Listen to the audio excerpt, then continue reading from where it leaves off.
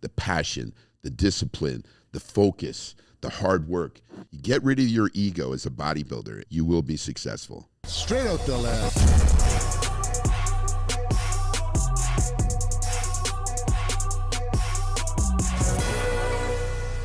On today's episode, I speak with a legend. Beyond his incredible career as a bodybuilder, he is also a pioneer in the sports nutrition world, as well as the guy who created the term shredded glutes. This episode is personal for me, as my career was slingshotted forward by our relationship, and some of my business endeavors were molded from his shared experiences. We take a trip down memory lane of our years spent together, and he shares some invaluable advice that should not be missed. Here's a podcast with the legendary Rich Gaspari. Rich Gaspari, welcome to Straight Out The Lair, my friend. Glad to be here. It's an honor to have you here. Obviously, we have so much history, and we've got so much to talk about. And thank you very much for flying in just for this podcast. I just want to, give you flowers for doing that. Thank you, my friend. I didn't want to miss it for the world. I'm really proud of you.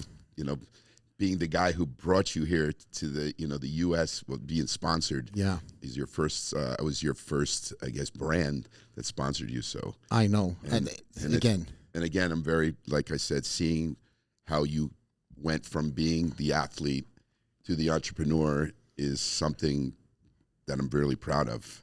You and other athletes that work for me that have been able to do that. It's just an amazing thing. Listen, thank you so much. I know, this podcast can go in will go in many different directions. But I do want to start off this podcast because you've got some exciting things that are going on right now that I want to talk about, and then we can go into whatever, again, the podcast takes us. But what is going on right now in the world of Rich Gaspari that you've kind of told me a little bit, but I said, stop. Yeah. We're going to talk about it on the podcast. Well, we have a documentary coming out about me. And the documentary is, my history. I'm a guy who never gives up. It's about, moving forward, even when you have setbacks. And that's what the documentary is about. I had a guy, basically a film artist that, Frank Zarrillo is his name. He decided he wanted to follow me around for the last 3 years. And he followed me around in the gym, at the shows, and got to know who I really am. Took a lot of my old stuff and went through the history of what I'm about. And this whole thing came about, and now Generation Iron is going to be putting it out the week of the Olympia. Oh, fantastic. So it's going to be, basically, my story. I'm a guy that's had setbacks, but always moved forward. And people in life, to be successful is never giving up. And I always tell people that, so many people say they're shit out of luck, they have bad luck, and there's no such thing as bad luck. It's just always, if you have something that sets you back, you just keep going forward and fix the situation. So dare I say it, you truly are showing like the vulnerable side of everything, and talking about how you've become the legend that you are, and show your business growths and your trials and tribulations. From the business growths to the setbacks to the to bringing it back, and continuing doing, like you said, I have so many chapters in my life that I'm about, and there's a lot of things that I've done wrong, but always learn from my mistakes to keep moving forward. And I believe in life, as long as you never give up, you are successful in what you can do in life. And there's some other business endeavors that you're getting involved with as well? I'm getting involved in, other businesses. It still include my name. Right now I have a brand called Gaspari Ageless. It's an anti-aging brand. We have products, as I've gotten older, which I hate to admit. I reached 60 now, it's hard to believe that I'm 60, but I had to come up with a brand that I started seeing, like, I'm having all these aches and pains, issues, like men have issues with their prostate, their heart health, mental fog. So I want something to make, have more clarity. So I came up with those products that we're selling online, and they're doing well. I don't know if I had a setback over a year and a half ago. A lot of bodybuilders were dying. You saw about Sean Roden at 47 dying, and I've always been healthy and training and eating right, but I didn't go for like a full physical with a cardiologist because they said, I really want to check my heart. And I went through all these gamuts of, tests to do. And one of them is called I tell people to get this test done. It's called a C-score because I had a stress test and a EKG and all these tests, and it didn't determine I had any issues. But then when I did the C-score is basically calcium that goes into your arteries. And mine was so high that they told me I had to go right into the hospital. And what they do today is, I didn't have any open heart surgery or anything, but they now go through your wrist and they basically go in and they look at your heart, and you're wide awake while they're doing this. So while they're going into my heart, they saw one of my arteries was 70% blocked, which then they said to me, we're going to put a stent. Stent's a little tube that goes in and opens up the artery. But the one they call the widowmaker, which I was saying, what about the widowmaker? And that's one of the main arteries to your heart. But what's really fascinating is that my body in the 20 years formed a bypass. It's called a God's bypass, where even though that artery was getting blocked, my body formed other arteries to feed the heart.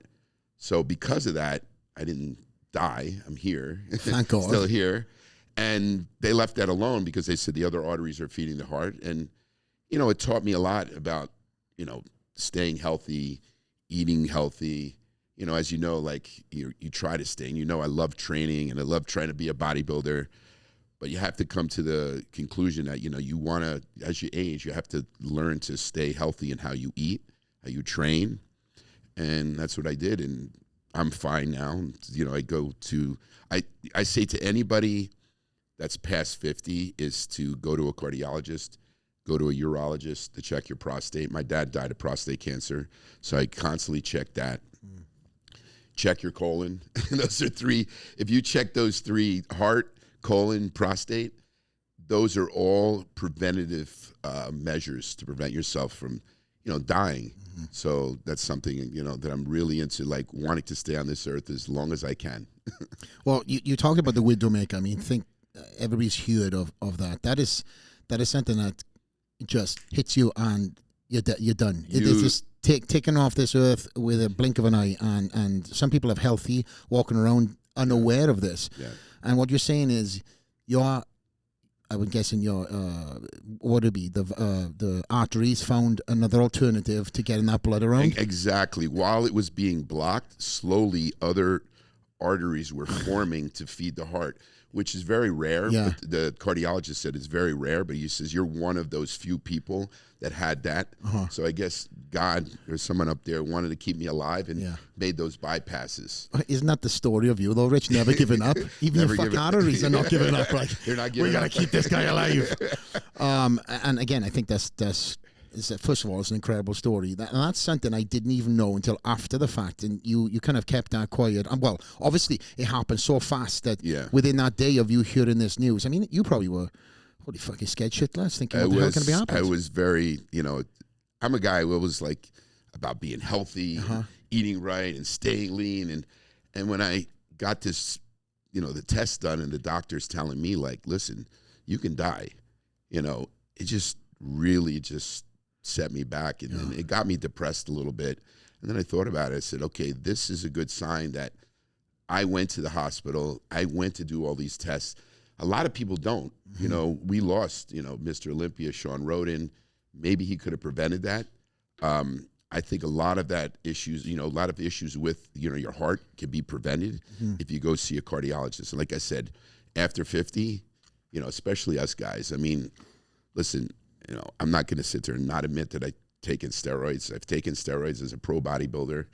And part of those reasons when I asked the doctor, is it because of the steroids? He said, absolutely no. He goes, when he asked me about my family, I had a lot of uncles that died in their early 60s, late 50s. So it is genetic. But because I asked, can it be steroids? And he said, well, it can be. Maybe it can accelerate the process. But you can't just blame it on steroids, that's the reason why I had these issues, with my heart. So what was the first thing that, obviously you said you went through some sort of depression at the stage, but coming through that, What were the new bucket list things that you kind of had in your mind that you wanted to attack? Well, it's living life to the fullest and being grateful. You know, a lot of people just, you know, a lot of people are out there. They just wake up and they're miserable just when they wake up in the morning, you know, for no reason. Yeah. And the thing is if you're alive, and, you know, I think about, I had setbacks in my life, but I'm still alive. I'm still healthy. You know, I have healthy kids, still doing well financially. So for me, it's like, I'm grateful for what I have. Do I want to do more? Absolutely. I always tell myself in the morning, I have this kind of thing where I meditate. I don't know if you meditate, but it's something that I started doing. Interesting. You know, and I started doing 3. It's really hard because what you got to do is just block out everything in your mind. Just have your mind open and just focus on your breathing. So I started doing like 3 minutes, then 5 minutes, then 10 minutes. So every morning I go into this meditation, and I believe it really helps. Like I said, I get up, I say to God, I'm grateful for what I have, but I want more. and I do that. I do my meditation, which basically clears my mind of everything. And that's how I start my day.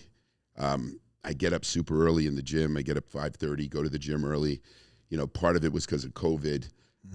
When all the gyms closed down, and this gym went through the COVID time as well, I was trying to find a gym to train in, and actually a friend had his gym, and he goes, listen, this is ridiculous, as you know, like you would get arrested going to the gym and training. Especially where you from. Yeah, right. Jersey is terrible. So he's like, you have to come to the gym at 4:30 in the morning while it's still dark. You got to park your car in the back. You got to sneak in. So I'm training in the gym in the dark. Yeah. You know, while I'm training in there. And I'm thinking to myself, this is ridiculous. I have to train in the dark, you know, like, to be able to get my workout. Well, you and I trained in some weird places, but that's for later in the podcast. Yeah, but still, it was something, you know, for me, it's like training is like, I love training. Yeah. And, you know, and I became a bodybuilder.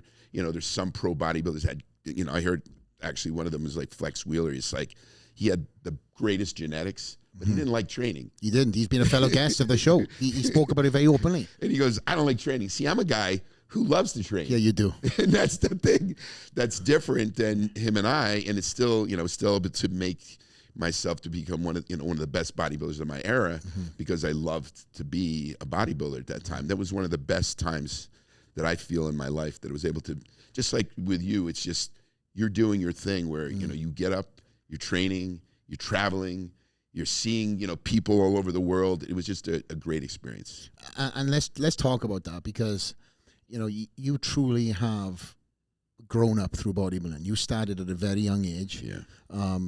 I remember that, you know, there's photos that you showed me. I think you were like 14 or 15. In fact, I think we might have one of the photos up for Tyus to throw up. But this is you at 15, I think, 15, is the photo. Yeah. So what age did you start training? I started training when I was 13 years old.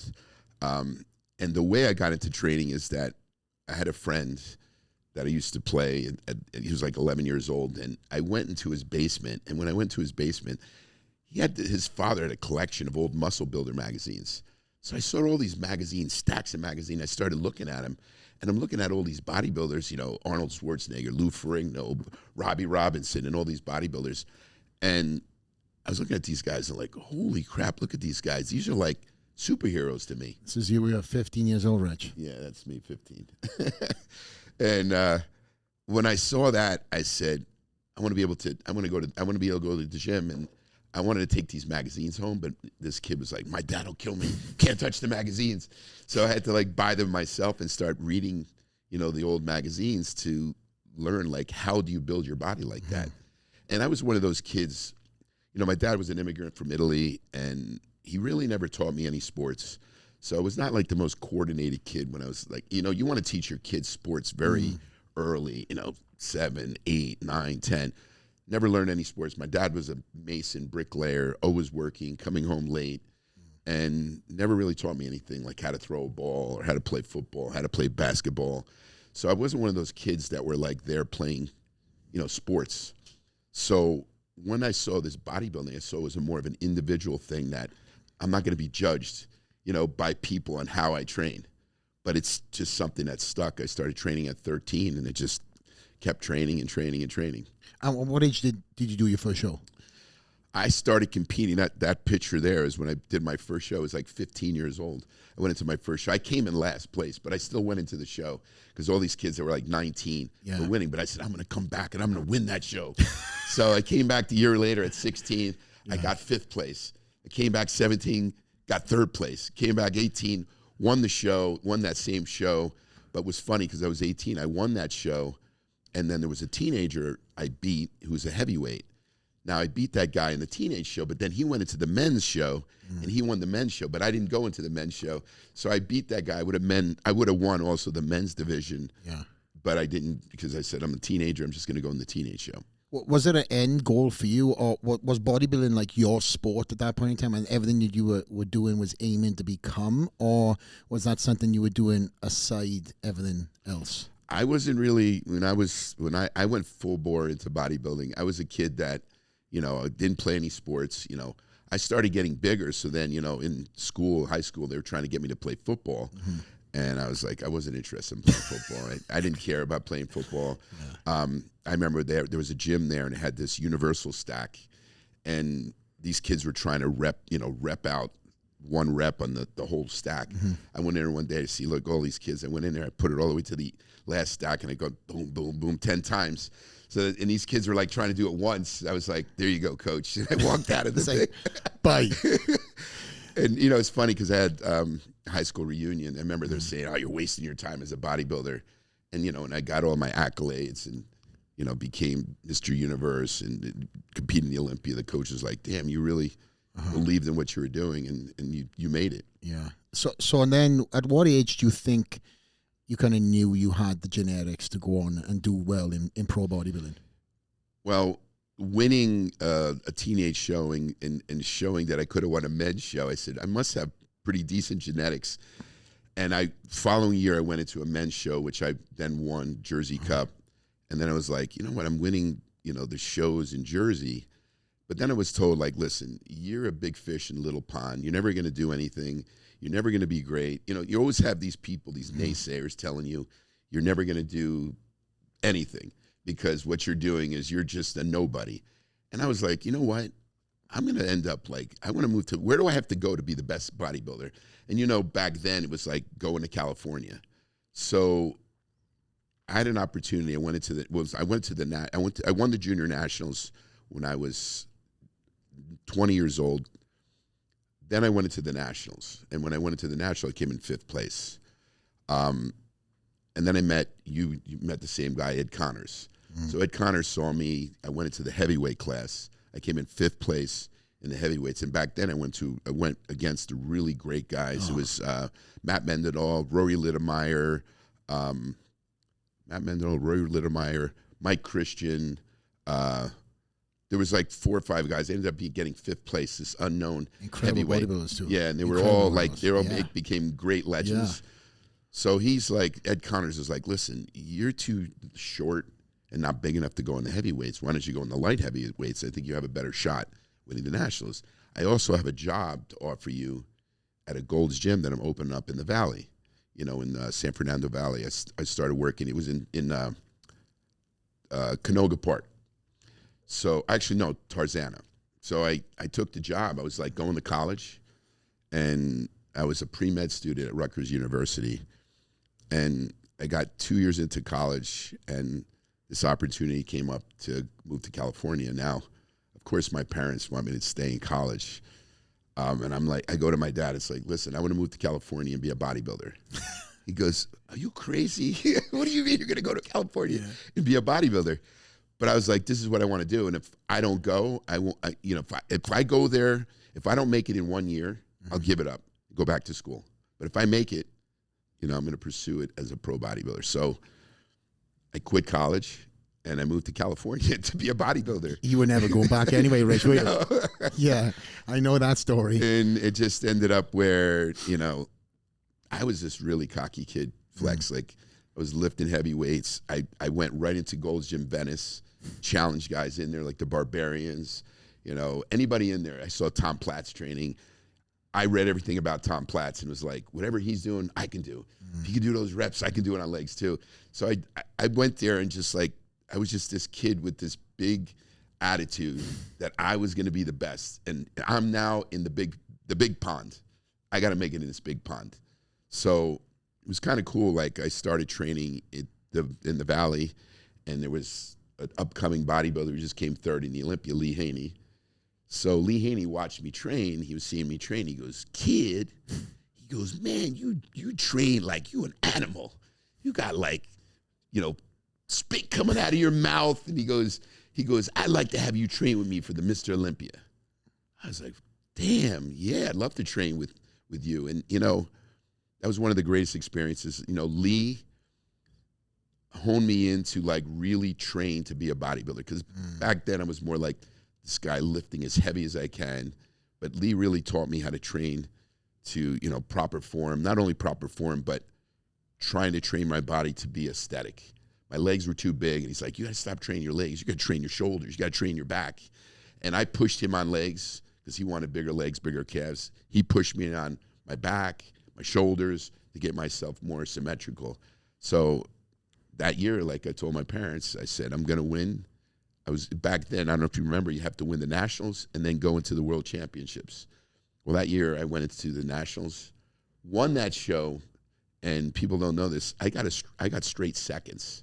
I won that show with straight seconds. I didn't win the show. I won it on points. Wow. All the other guys, it was ones, threes, but because I got straight seconds, wow, I won the class, the light heavyweight class. Mike Christian won the overall. Okay. Went to the Mr. Universe. There was a guy named, I don't know if you remember back in the day, Gromless. Okay. This German guy, really big guy. He was favored to win the World Championships. Yeah. I ended up beating him. I improved. I gained another like 6-7 pounds because I filled out a little bit. And I won that show. And I came back, and my parents were there. And here's something about thinking about being positive. I told my parents, I said, "Listen, you're going to come to that show. I'm going to win the Nationals. That's in New Orleans. Get your tickets to New Orleans and get your tickets to Vegas, because I'm going to win that show too." Wow. And they got tickets to both of those shows, and I ended up winning the Orleans and then went straight to Vegas and won that show. But I was so positive that I was going to win, and telling them to pre-buy the tickets because I'll be in Vegas. And it happened. And I always believe about, this positive affirmation. If you really believe in something and you feel it and you live it, you will, then it'll become reality. Absolutely. Yeah, I truly have that same mindset too, and I have had that mindset.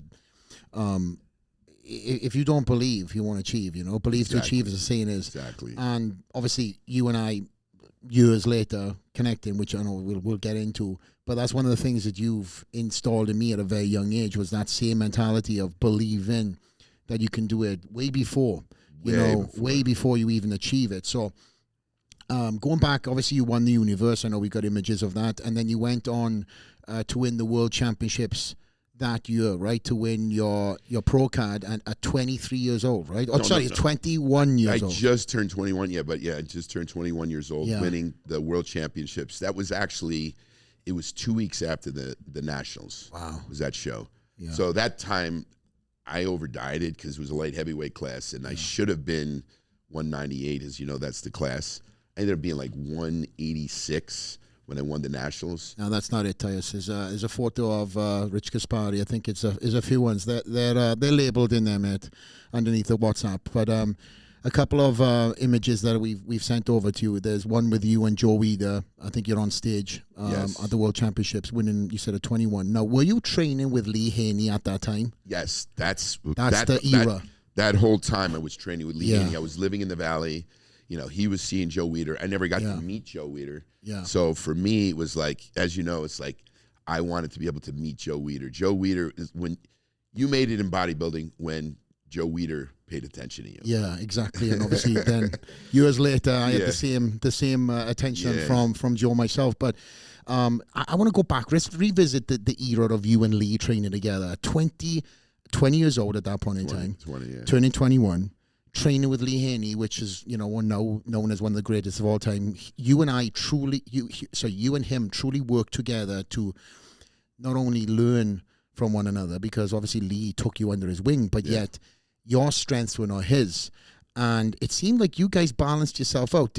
And obviously years later, you know, you became rivals.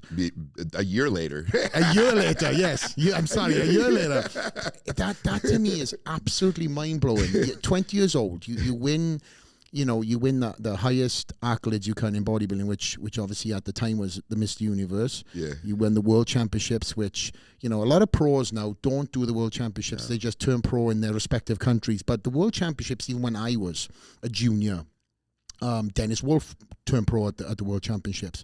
I feel he was the last big name that I can remember turning pro at the IFBB World Championships. But you turning pro, going back then to California to then put your hat back on to train for your first pro show with Lee, and then a year later, second in the Olympia. Third in the Olympia. Yeah, sorry, third in the Olympia. And then you and Lee then had this incredible battle for a number of years. And 3 years, 3 seconds in a row. And you know, I always respected Lee. I mean, genetically, you see he's a freak. This small waist, the wide back. I look at pictures today, I'm like, you know, I was so confident that I could beat him, and I'm saying, you know what? Maybe I couldn't beat him. He was so superior. And it was the era, you know, he's the 8-time Mr. Olympia. It's the era of Lee Haney. It was. It just, if I came in another time, you know, maybe the Samir time, I could have been a Mr. Olympia, I think to myself. Yeah. But it just wasn't that. And, you know, I always say, like, coming in second was probably one of the best things because it pushed me in life that you need to just keep, like I said, moving forward and pushing yourself to be even better. And, you know, I believe being the bodybuilder I was told that I didn't have the greatest genetics, but, you know, I put everything together. When I went into the show, it wasn't just about, you know, coming in show, you know, with symmetry. It was coming in with show, being striated, coming with show, having the best tan, coming in the show, having the best posing routine, you know, even to my hair. Like, I wanted to do every single thing, everything put together made me that great bodybuilder. You know, where a lot of bodybuilders, they have great genetics, but they don't study nutrition. I study nutrition, like how to eat properly. You know, I was gluten-free back in the day when people didn't even know about gluten. You know, I was doing that where I could see that when I cut out gluten, that my body got harder. And I did a lot of things just by studying. Because I was a pre-med student, so I wasn't a dumb bodybuilder. I was studying. If I'm going to be the best in bodybuilding, I need to study bodybuilding and be the best in bodybuilding. Yeah, I want to make this known too, because there was not many bodybuilding nutritional books out there. No. There was a couple flying around, but these things I learned when we were on the road together, that you truly, you know, created your own diet. There was not somebody that say, hey, you need to follow this plan. You truly made your own. You were eating pasta. You were also weighing things out way before anybody else around you was telling you that they were weighing things out. Because again, you and I, we've got into so many different deep conversations over time, but when you kind of sat me down and you were saying, like, I was the first guy to do this and nobody was doing this, and just tell us about where did that mindset come from that you started weighing everything out, and you never had a cheat day or anything like that back then? No, I was so strict on, first of all, eating for me wasn't a pleasure. Eating was a means to getting my body to look a certain way. You know, listen, I'm Italian. I loved eating pasta and, you know, my lasagna. But when I got into bodybuilding, I knew that eating was a means for me to get to the physique that I wanted to obtain. You know, I believe 75% of, you know, successful bodybuilding is nutrition and diet. And when I got into bodybuilding, it was primitive in the diets. Most bodybuilders, what they did is they just ate low carbs. They went on a diet, didn't have any carbs. And I tried to follow that diet, and it just made me shrink. I lost muscle. And then I started reading about, you know, carbohydrates and complex carbohydrates and the glycemic index. And I really started studying it because I'm like, you know what, I'm going to be a bodybuilder. I have to know this sport scientifically, not just sit there and listen to, you know, how people were doing stuff. So I went in and started, you know, reading books about, you know, what type of carbohydrates are good. I don't know if you remember, it's like Mike Menzer would talk about a calorie is a calorie, a carb's a carbs, and that's not true.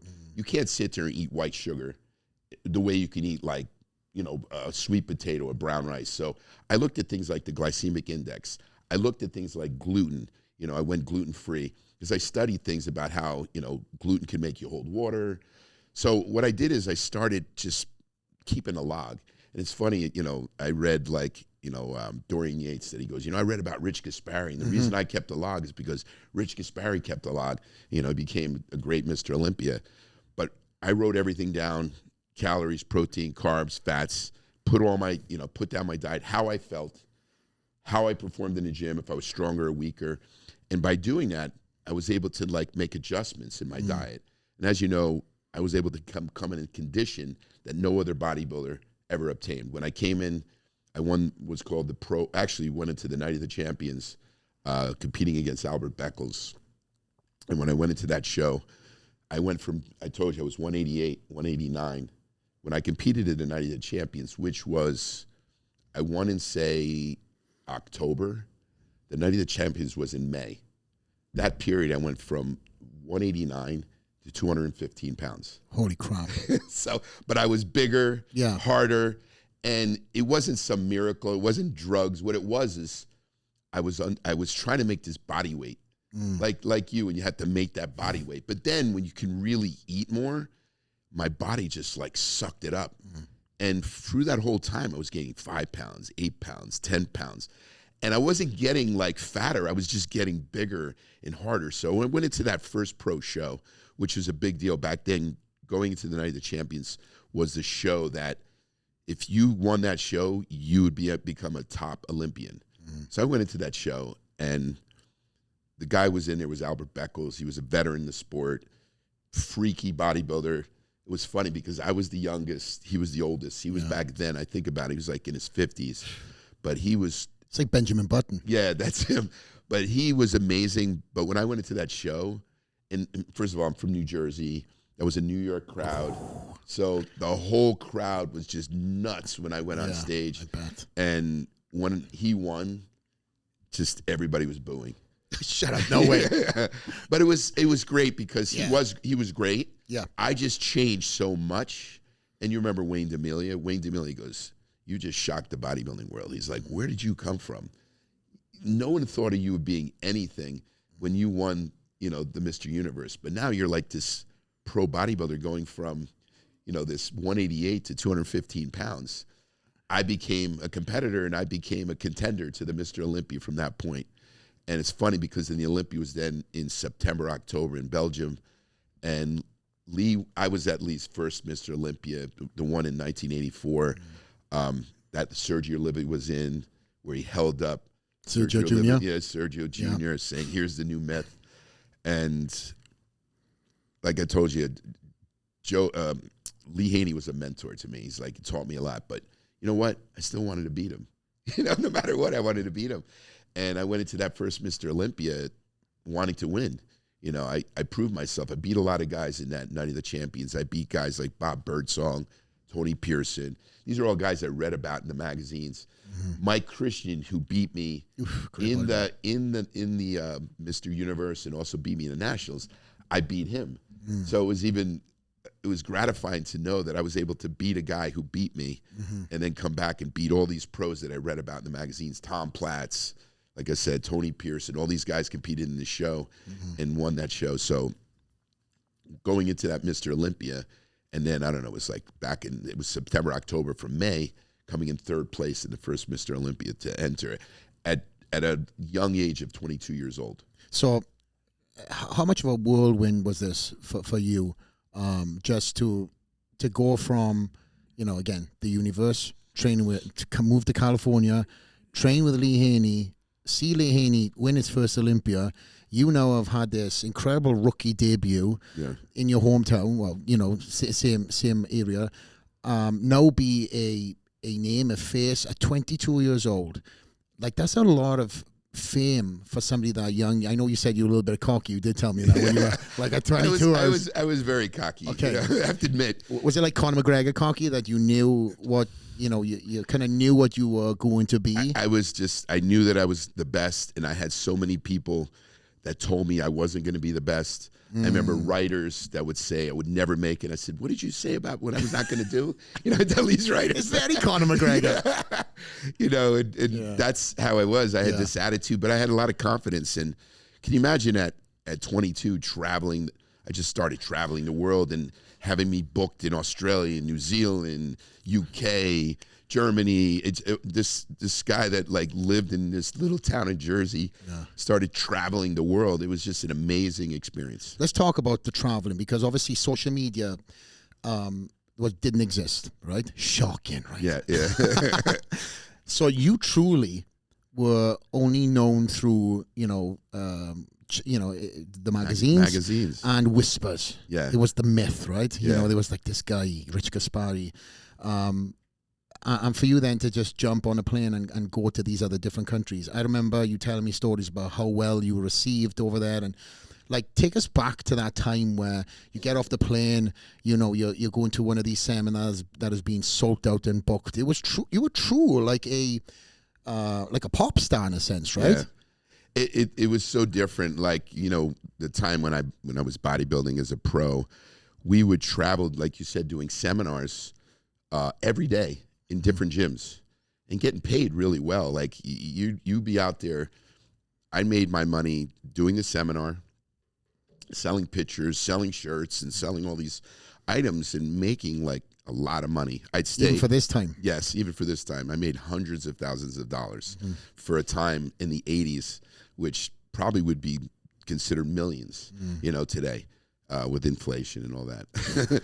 But what you said is true. Is like we would go gym to gym to gym to gym. And on weekends, which is really interesting, they'd have us pose at nightclubs. So we'd go to like a nightclub, like in Paris or whatever, and we'd go on this stage. It was really cool. Like, and you go up there and okay, now we have the world champion, Rich Gaspari. And I'd be there with a couple other bodybuilders and pose at this nightclub. Which was really, I thought was weird, but they paid me like thousands of dollars to do it. So I'm like, okay, I'll pose in a nightclub at nighttime. and that's what I did. And it's like, I was living the dream. Yeah. Can you imagine you're sitting there and like, I'm eating, sleeping, bodybuilding, traveling, talking about how to train, and how to eat, and going to nightclubs and posing on stage.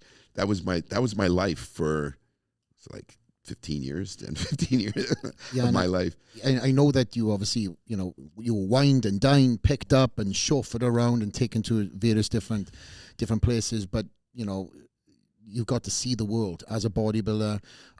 How hard was it to be so young, try to become the best bodybuilder? Of course, you're not privy of what everybody else is going on. You only know what Rich Gaspari is doing. Because again, you could see now, I could check out the competitor if I was, oh man, maybe I should stay home and be consistent. But no, you were on the road, becoming the brand, the business guy.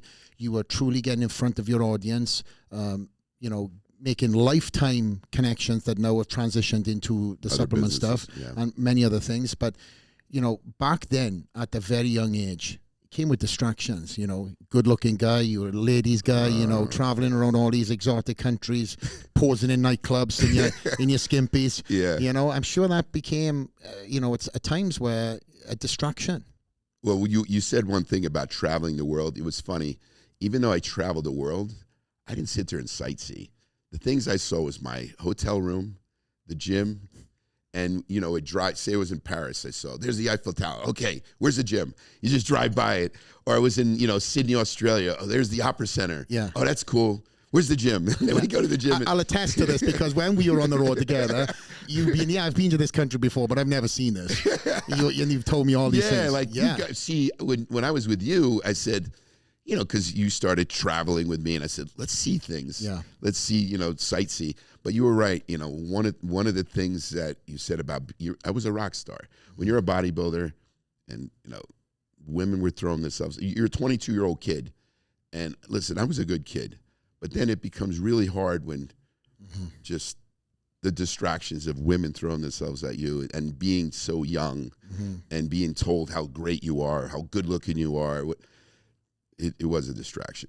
And to me, to this day, I was like, it's not stuff I'm proud of that I did, but it was part of just me growing up. Yeah, I think for anybody who's come from a small, town, obviously you and I both can relate, and then you get this this kind of notoriety because, you know, I can tell you this, and I know we relate, and we're going to go into some funny stories later, but, you know, a lot of these chicks that I had on the posters and the walls now were you know, reincarnated into another figure, but still, they were the FHM models, the Maxa models, and when you work in places like Australia, these are the girls that you have in the booth. Yeah. And when you've got like a 30-foot banner hanging above your head, and then all of a sudden you become an interest, right? Yeah. The accent sounds cooler and all this stuff. Yeah. And I know you've got some stories of you traveling around the world, but you had at one point in time you had a few girlfriends in different countries, right? I mean, I didn't have I would have girlfriends in Europe, girlfriends in South America, girlfriends in the U.S., but that's. Like I said, I'm not totally proud of that lifestyle, but like I said, you became like a rock star at that time, you know, that at that young age. At least I was able to get rid of that to today where, you know, I see what I was doing as a kid, but I was a kid. Yeah, but you were still, from, again, the stories you've told me, you were being the age that you were, and then you were still so committed to your craft. You didn't miss a beat, your training session. I didn't go out to say, you know, I had girlfriends, but I didn't go out and drink. I didn't go to nightclubs. I didn't even know what it was to really drink or to do any type of drug. I never did anything when I was competing. I was so focused on competing. And it's funny because, you know, when I lived in California in the 80s, coke was really big. Cocaine is and there was bodybuilders using cocaine to get ripped. And I'm like, are you kidding me? You're doing cocaine? Oh, yeah, this is a great drug to use to get ripped up. I'm like, I'm not using no cocaine to get ripped up. But they were using, you know, they were using drugs. And I'm like, I'm not using drugs. Yeah. You know, I never used those type of drugs to, you know, to be able to train hard. Remember, it came into like the 90s. One of them was like Nubane. Yeah. That was a synthetic morphine. They're like, yeah, this drug you can take, and when you take it, you'll be able to train harder because you won't feel pain. I said, I love pain. You love it. I love the pain. You want to block that shit out. I don't want to block the pain. Yeah. But, and then what happened, you saw all these bodybuilders, they got addicted to Nubane. They were taking it on arm day. They were taking it on, it was crazy. Yeah. You know, so I never got into any type of drugs that altered my mind. Yeah. It was all to win and be a bodybuilder. Yeah, and obviously, you know, that era that you lived through and you managed to dance around a lot of these guys, thank God you didn't succumb to some of these new things that were coming out and aiding your prep. Because, listen, you got in shape and you were known for trademark condition. People were chasing you, and then they started adding all these little drugs into the mix to try and chase you. But you were walking on stage the hardest, driest. You brought shredded glutes to become cool. And I never did you know, when I competed, they thought I did diuretics. They thought I did, you know, any type of thyroid drug. Never did any of those drugs. Yeah. In the way I got into that condition. Did you ever play the game of, you know, saying, yeah, I'm doing that shit, to kind of throw somebody off? Because you were so, again, this was for me when I grew up, and you know, through the bodybuilding.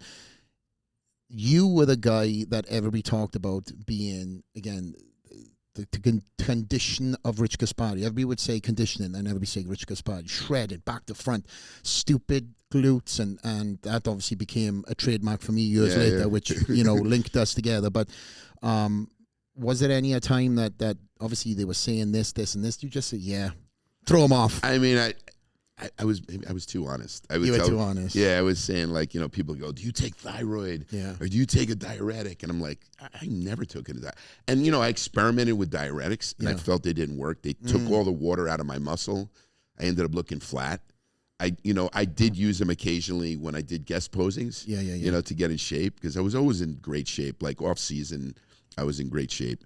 But I just knew that, you know, if I wanted to come into a show, it had to be through my diet.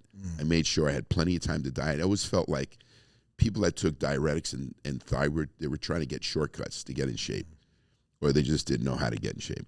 Well, one of the things that, you know, with us traveling around the world, you know, I took so much things from you, training-wise, nutrition-wise. And what blew my mind was that, and I've said this earlier too, you paved the path for so many bodybuilders in terms of what you've done because you truly created a lot of, in my eyes, you created the glute pose, right? That was your trademark back then. Yeah. I'm not aware of anybody else having that trademark shredded glutes.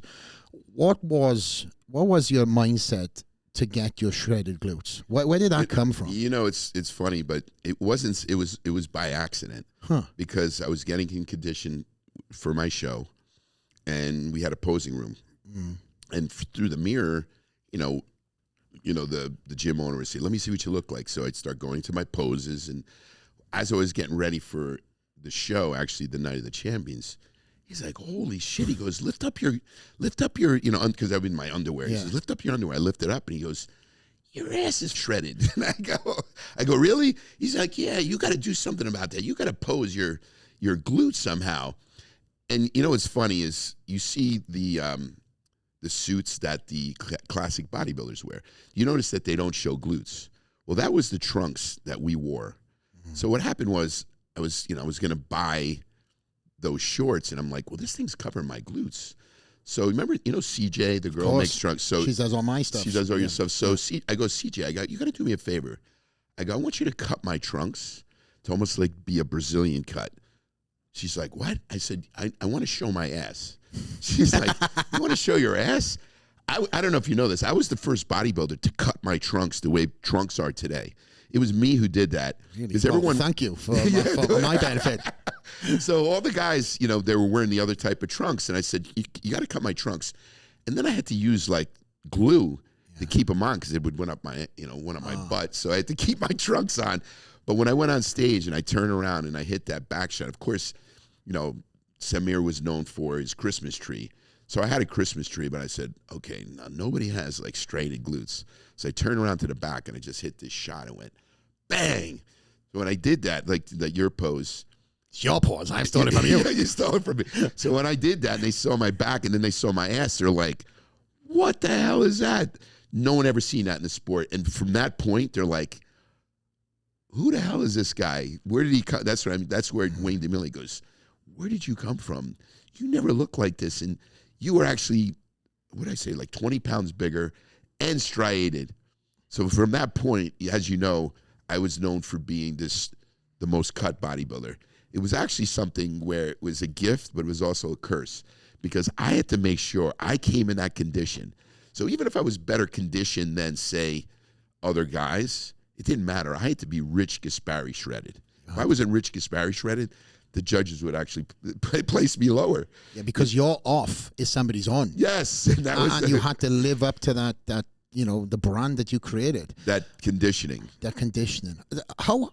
Listen, some people will say, oh man, I suffered like hell to get into that conditioning. How hard did you start suffering, and how long out did you to get into the condition you were? Honestly, and I do this, lately I've been helping people, giving them online diets and stuff.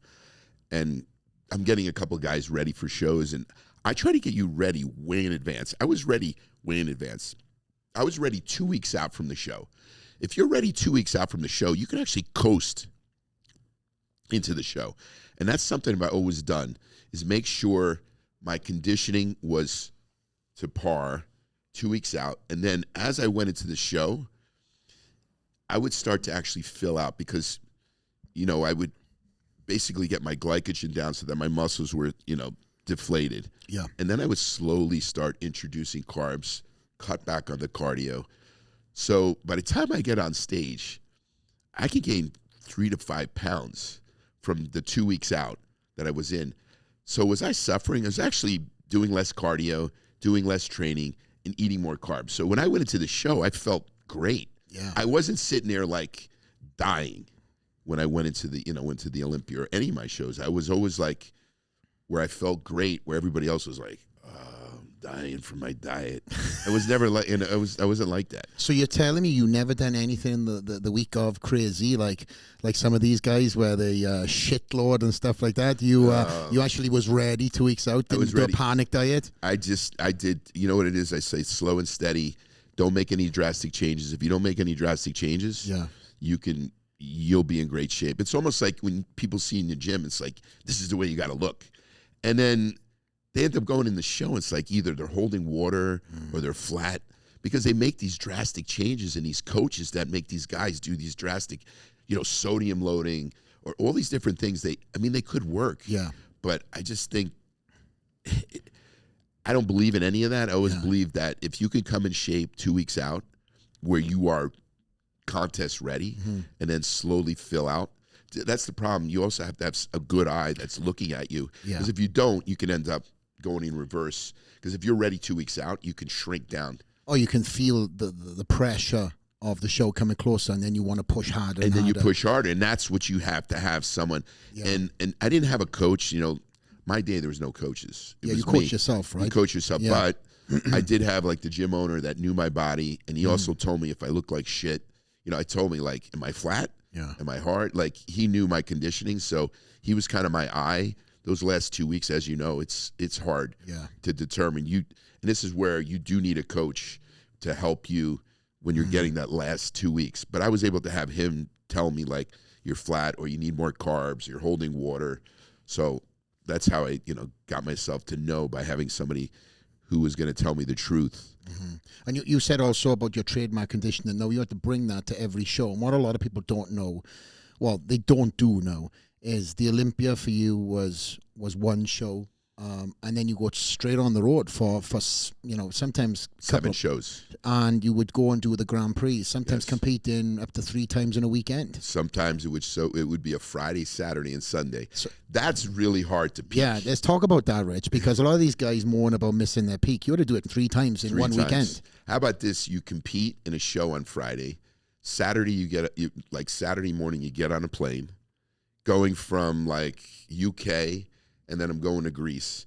And as we're going there, we're going right to the venue. So we don't have time to go to a hotel.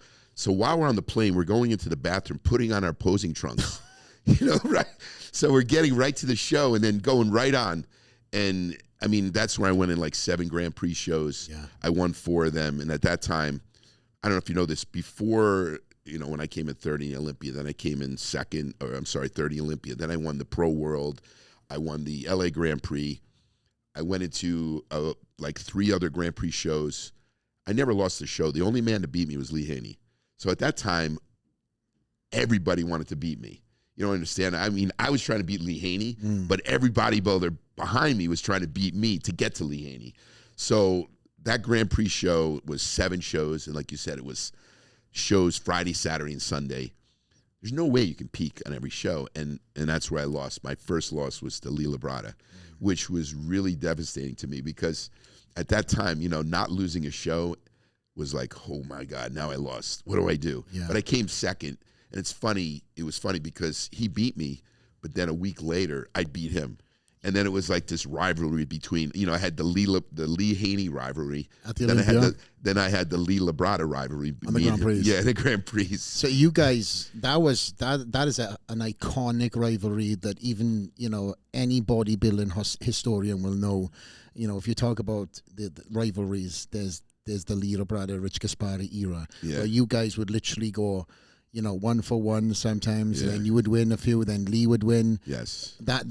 That must have been tough for you guys to share plans and share whatever else to know. When we were competing against each other, there was very strong rivalry. He's like one of my good friends now, to today, and really, he's a great guy. He's a very, very spiritual guy.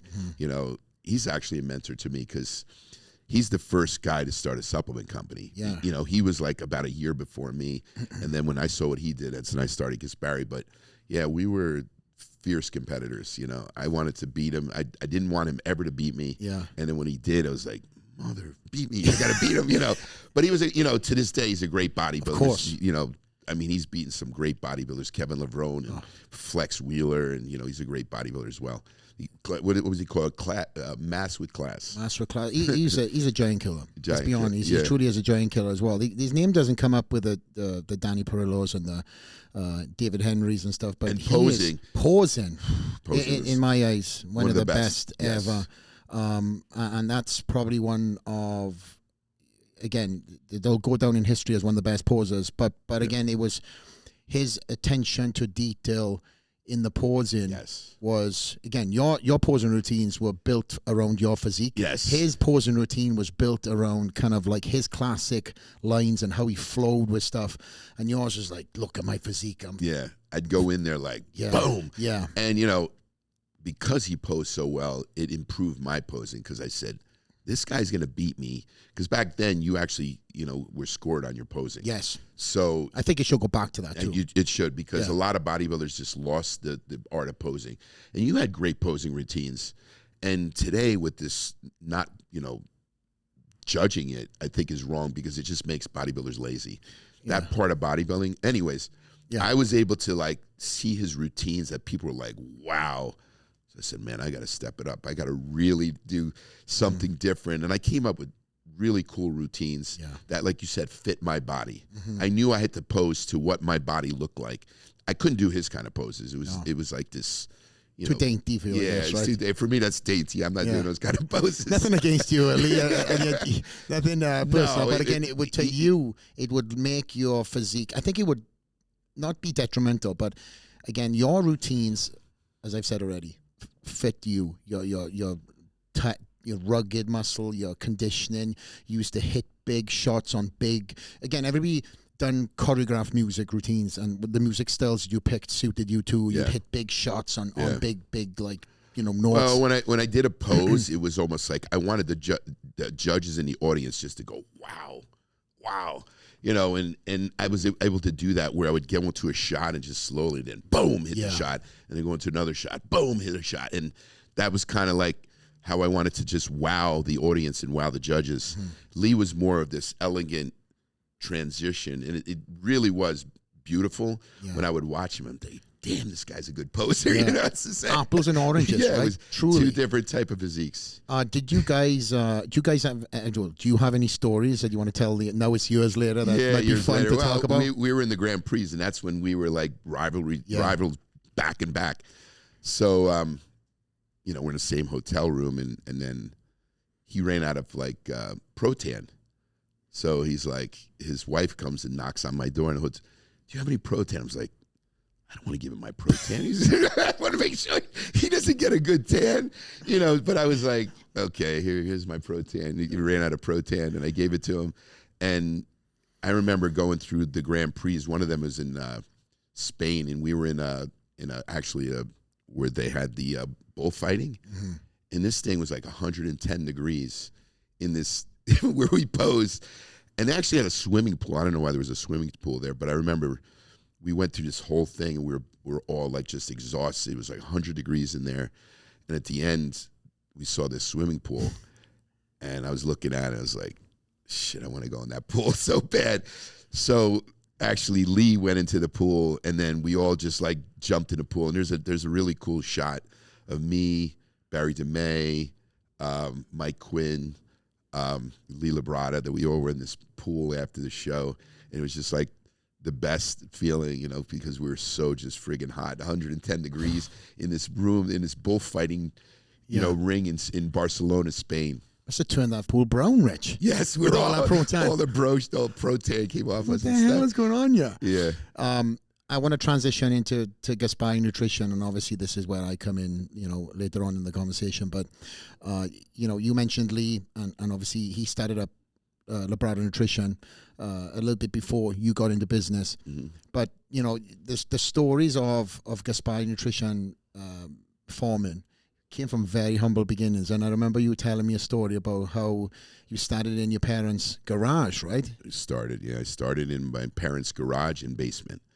And, you know, listen, people think that, you know, because I was this big top bodybuilder, that I went from being this top bodybuilder to being this big supplement company.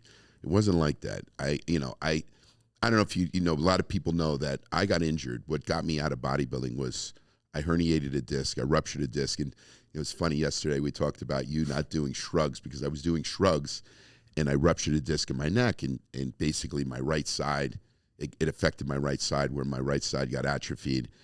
And while I was in bed, I'm sitting there and saying, what am I going to do now? I was making my living as a bodybuilder, and I can't do it anymore. So I was sitting there. I said, you know, I was so scientific in nutrition and supplementation. I said, I want to have my own supplement company. So I know Lee was already doing it, but Lee had a head start. He was one of the endorsers of Metrex. And what I heard the story was that company started growing really fast. So he was like part owner of that company. So what happened was Scott Connolly wanted to buy him out and bought him out for like 7 figures. And then Lee had this money to start Labrada. And that's what I heard was the story. For me, I had nothing. I started my company with around $60,000 of my money. And that's a lot of money. And just to let you know, when I started my company, with bodybuilding, because of the injury, and I wasn't making money, and I had this house, I went into bankruptcy, personal bankruptcy. Yeah. So the only thing I had left was this $60,000. I moved back to my parents' house, and I did this in my early 30s because, I was competing in my 20s. I went all the way up to 33 years old competing, and that's when I got the injury. And my parents were like, move back here, get yourself situated. And I did that, and I started Gaspari Nutrition. And it was funny, some of the things I did was like, I had back then, I had a Porsche, Corvette. I sold my cars. I bought a minivan. And you want to talk about humbling. You go from driving around a sports car and being this big shot in bodybuilding to driving a minivan and going like place to place to place. Now, being that top bodybuilder, I was going to each gym that I used to train at that was like with open arms, Rich Gaspari coming in. Now I'm there going there as Rich Gaspari, the business owner, trying to sell my products. And Flex, I had so many doors slammed on me. They're like, oh, we're not interested. That was just really hard, but I had to just keep trying. And then eventually I had 3, 4 gyms, 5 gyms, 6 gyms, 10 gyms, 20 gyms. And I just started growing my company, and that's how I started growing it. But a lot of times I had a lot of doors slammed on me telling me they're not interested. They loved me as the bodybuilder, but they weren't interested in me as, the entrepreneur. But I was able to just be persistent. One of the things I did is I started judging, pro shows. They asked me to judge. And the reason I did it was to network. It wasn't because I wanted to be a pro judge either, although I enjoy judging, and I'll tell the story how I judged you, I judged Hide, and I got a lot of shit because you were my athlete. Even though you deserved to win, but I was judging you. And that's when I quit. Actually, when you were my athlete, I told you, Manny, I'm quitting judging because I'm not going to sit there. If this guy deserves to win. Yeah. Actually, one of the shows, it was Hide was one of the competitors, and I actually scored him lower than the other judges. I know. because because I wanted to be so like. Anyways, I started judging, and one of the guys I met was Eric Hillman, the owner of Europa. I go to him. He was distributing product. I said, I'd love to distribute my product with you. He goes, I've heard of you. It's Rich Gaspari, but no one's heard of your brand. He's in Charlotte, South Carolina, and he goes, no one's heard of your brand, so I don't think I can get any sales. So what I did, Flex, is I called all the stores in Charlotte. Do you have Gaspari Nutrition? Do you have Gaspari Nutrition? So the guy's like, no, I don't have Gaspari Nutrition. Eventually, I got these guys to start buying Gaspari Nutrition in Charlotte. So I went back to Eric Hillman. I said, can I get my brand with you guys? He said, they're starting to get a demand for your brand in Charlotte. He goes, I'll buy the brand. And then he started buying my stuff, and that's how I got it, him to start buying stuff. But I was always trying to figure a way, like either through the back door or whatever, trying to get those sales and get my, these people's attention to get sales. So, like I said, I call a store. You got Gaspari? And I changed my voice. I was going to say, hello? Do you have any Gaspari Nutrition? And the guy be like, no, what's that? He goes, oh, it's his brand. He's this famous bodybuilder. You got to see this brand. You got to try it out. And I go to another one. Hello, this is Rich Gaspari. No, I would be another voice like this is whoever. And I was able to fake that to get these guys to start buying the brand, and then for the distributor, Eric Hillman, to start buying the product. And that's how I got sales, and then it started growing. One of the funny stories you told me about starting up Gaspari Nutrition in your mum and dad's basement was they came into the basement one time and it looked like a scene from Breaking Bad, and they thought you were a drug dealer. They told me, right? So what happened was I was selling creatine. Yeah. So at that time, creatine was huge. So I called some manufacturers about getting it made, but the pricing they were giving me is too high, and I didn't have a huge volume. I had about like 1,000, bottles. So it was funny. I ended up buying the creatine in bulk. I bought the bottles, I bought the labels, I bought the tops. And then what happened was like, okay, I got to do 1,000 bottles myself, like try to do this thing in an assembly. I had a scale. Yeah. There was a big white powder on my table there. Like Tony Montana. But what happened was I'm like, how am I going to do this? So you know what I did? I went into the neighborhood and I found these kids, these 14, 15-year-old kids. So I got about 6 kids to come into the basement. I said, I'm going to give you like $50. You're going to do this work. And he goes, what are you going to do? Well, you're going to weigh this powder. You're going to put it in the can. You're going to screw the top. You're going to shrink wrap. So I had this like this assembly line, like Ford, doing this thing. So I made all these bottles like in like 2 days. I paid these kids, the money. And to this day, it's funny because these kids are now in their mid-30s. They're like pretty my age. And there's some of these guys, one of them a cop. He goes, I was like, I'm a cop today, but I was this 15-year-old kid in your basement. There's a pile of white powder, like put it in this can. It's creatine. Don't worry, kids. It's creatine. Well, it was funny because my dad came down and he's like coming down the basement and he sees this table and this big. What is that there on the table? Yeah. I go, Dad, it's nothing. It's just creatine. Didn't you tell me a story about your mother crying when she thought it was you were a drug dealer? She thought I was a drug dealer. She's like, what are you doing? I'm like, Mom, I'm not a drug dealer. Don't worry, I'm not a drug dealer. She saw this. I go, I said, see all these cans I showed them and everything. I'm going to sell all these. And because I'm going to get them cheaper. So I started, like I told you, I had all these gyms and stores. I was able to sell creatine cheaper. I said, well, you can buy my creatine. I can give it to you like $5 cheaper, and that's how I made a profit on that. I was like doing this with these kids, like this assembly line. You're a hustler, Rich. That's one thing I will say for sure about you. We've got some incredible stories that some I will share on the podcast, some I won't. But that transitions into, our relationship years later. Gaspari now, oh my gosh, you signed me at 22 years old, and Gaspari was really becoming the name. We weren't the name that we became when I was, part of the brand, but we were on that first kind of skyrocket trajectory. And obviously, I can't even remember. Actually, remind me, how did you find out about me? Because I didn't want to ask you yesterday because I wanted a lot of the stuff, because let's be honest, you and I popped way too many stories yesterday, and I kept on saying, Rich, don't do the stories. But the story of how you and I, or shall I say you, found out about me, where did that come from? Well, as a brand, I wanted to get the next Rich Gaspari, like this upcoming bodybuilder that I would see would have the potential in being the next Mr. Olympia. So I was looking about for these bodybuilders, and I think it was Tom Hoops who said, I got this kid, he's in England, he's in UK, and he's coming up, and he just won the UK championship, so he just turned pro. So I'm like, okay, let me see. And I saw pictures of him. I said, wow, he really has great symmetry, great shape.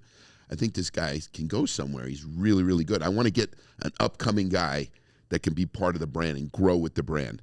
So I didn't know at that time that you weren't pro. You were just an amateur. And I ended up signing you. And then, was it 2 weeks later? 2 weeks later. You win the show and you turn pro. And I'm like, you weren't pro when you weren't pro? Yeah. Well, first of all, you didn't tell me that until months later. Yeah. You were like, wait a minute. Just so you know, I signed you as an amateur. I wasn't going to say anything, but that's the faith I had in you. You kind of like wangle it back. But we told the world at the time that, Rich believed in me and signed me. But again, I think you found out before I turned pro. I think that the true story was... No, listen, I saw the potential in you. Like, I saw you were going to go somewhere in the sport. You had great symmetry, great back, and you were just coming up. Yeah. So for me, I said, this kid's going to go somewhere. and from my end, I was speaking to a number of different companies. Muscle Tech was one, and at that time, Muscle Tech was the brand. It was the brand, and they had absolutely everywhere. You guys go back to 2000. I think what year this was, 2002 maybe, or 2002 to 2006. It may have been. Muscle Tech had absolutely every pro. They had Jay, they had Dexter, they had Branch, they had Johnny Jackson, they had everybody who was somebody in that top 10 minus one or two. Yeah. They were all under the Muscle Tech umbrella. So Muscle Tech came to me, and they wanted to sign me, and then Gaspari. We wasn't you and I. It was somebody else, or somebody part of your team that were interested. And I sat back, and I was like, well, I could be one of 10 guys, and I'll earn my stripes through time, or I could be one of one and have this incredible apprenticeship and learn from the man himself who has paved the way and gained the knowledge. And I'm so blessed, so lucky that I didn't go for, the shiny toy that was being waved in front of me. I went with the long-term, in my eyes at the time, the long-term relationship.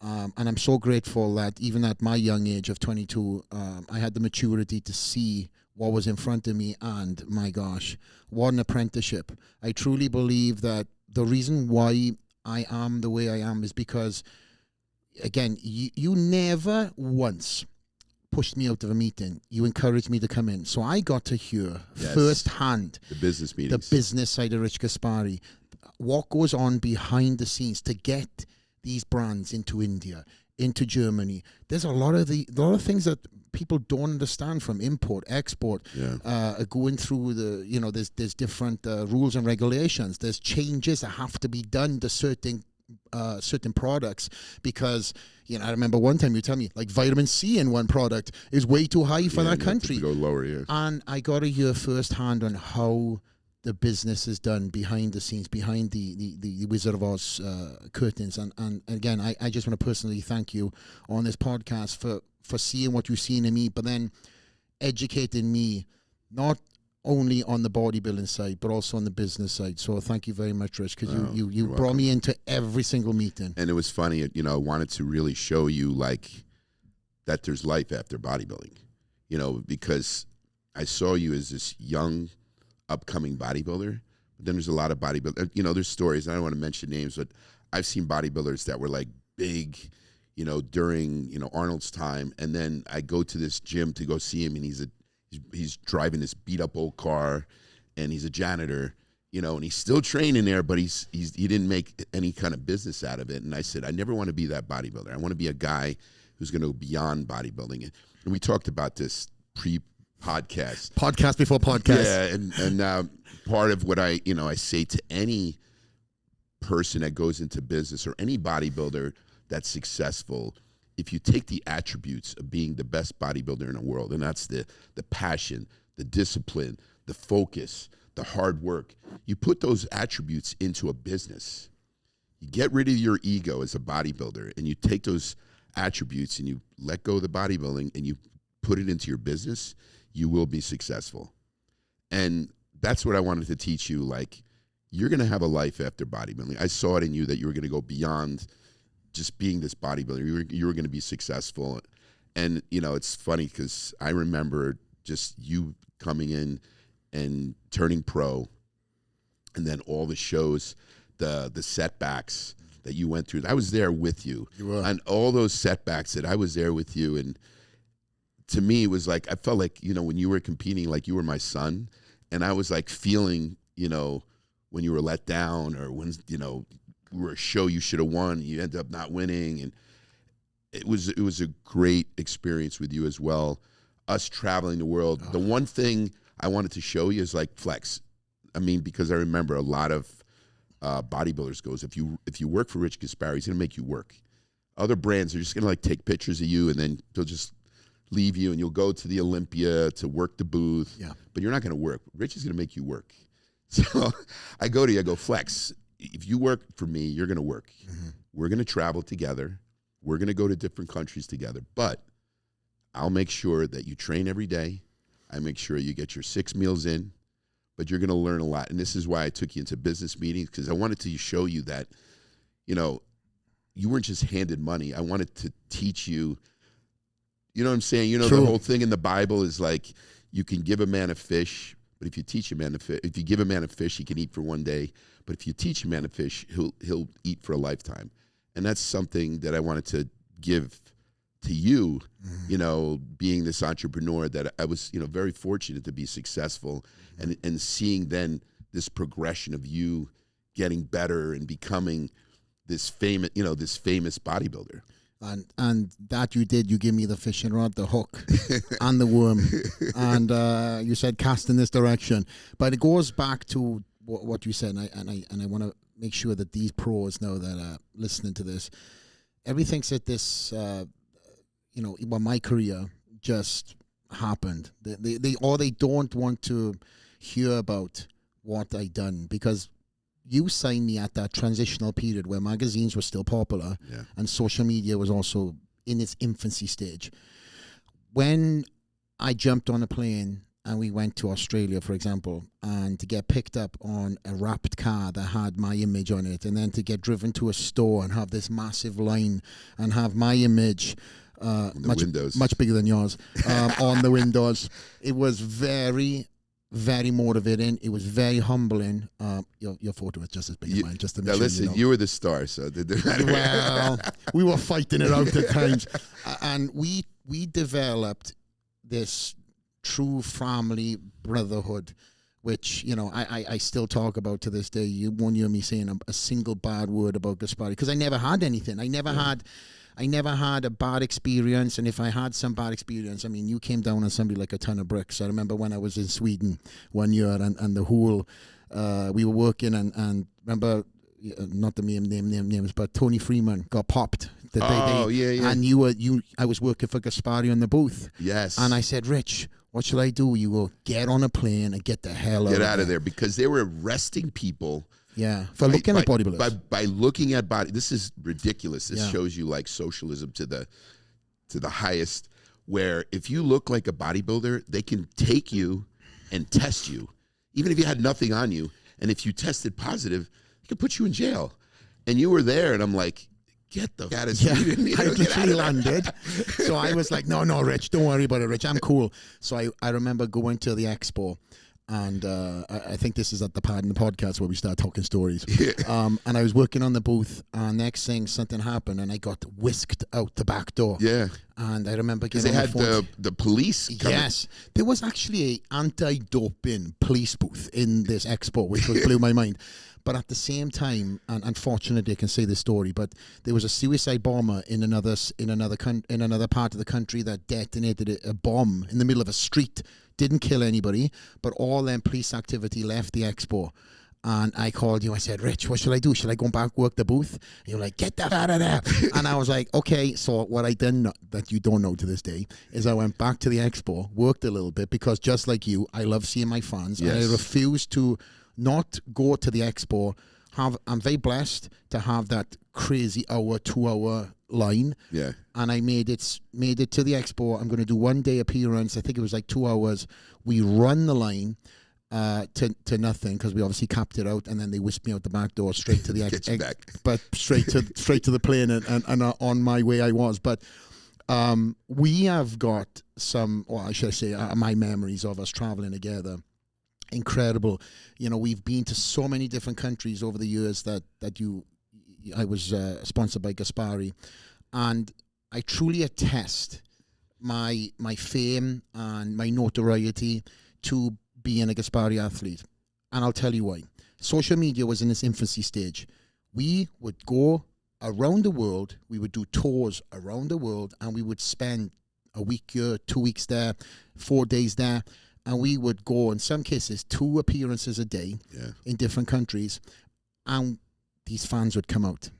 Again, I'm in my 20s, very similar story to you.